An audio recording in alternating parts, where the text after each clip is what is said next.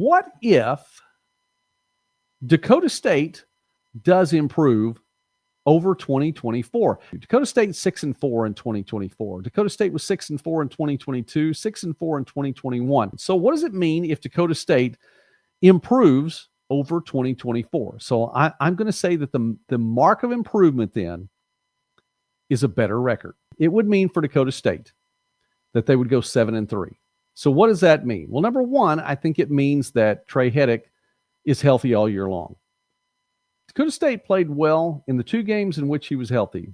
Week 3, he goes down. They still won in week 3, still won in week 4.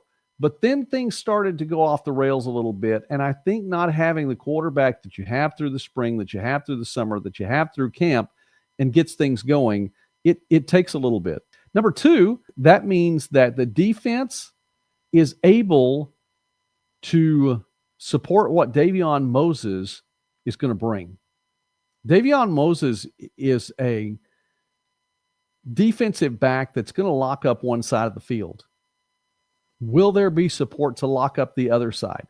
And in doing all of that, can they shore up the running game to make sure that, okay, we're not going to throw the ball because we know we have nowhere to go with it. We're just going to run up the middle. Can that defense step up and do what's there? If Dakota State goes 7-3 plus, I think the defense complements what Davion Moses brings, and as a unit does a fantastic job, which is saying something with what this team is going to see in the Frontier Conference.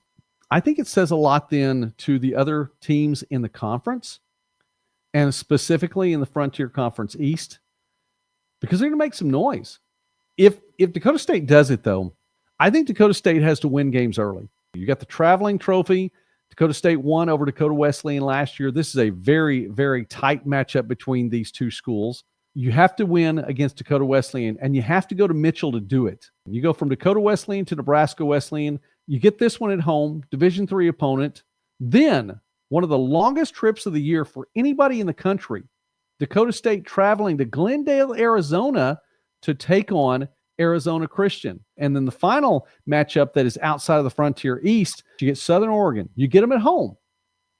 You get to face Gunnar Yates, talking about shoring up that running defense. How you come out of those first 4 non-division games goes a long way towards saying, can you get that 7-3?